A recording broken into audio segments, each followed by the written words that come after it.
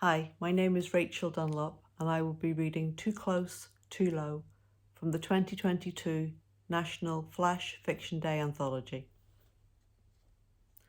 1989. His wife said he was crazy. How could they afford a helicopter, this ugly tan and brown tin thing, when they could barely pay the bills? But he said she'd be surprised at how cheap a second-hand chopper was.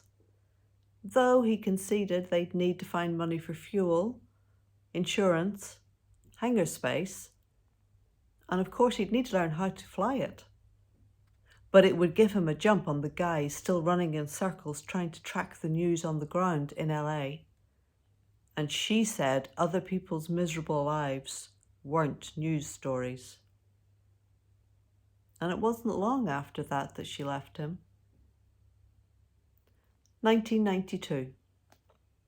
They were flying, him and his new girlfriend, above the ochre smog, up where the sky was still blue. And she was looking at the gauze white disk of the setting moon, but he yelled at her to keep her eyes on the ground. She was the one with the camcorder. God knows he would have done the filming himself if he could, and fly at the same time.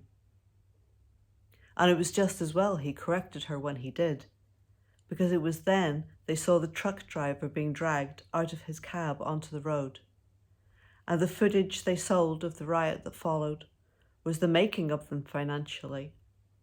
And as they say, money buys you freedom.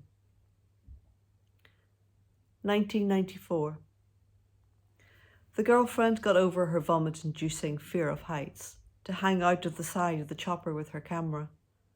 Rival news hounds looping around them, too close, too low, but never as close or as low to the ground as he went.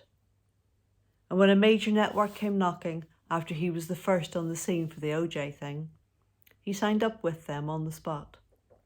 But he cut the girlfriend out of the deal, pissed off as he was that she got all the plaudits, just for doing what she was told. But then the contract cameramen the network gave him, they were just hacks. And that's where it all started to go wrong. 1999.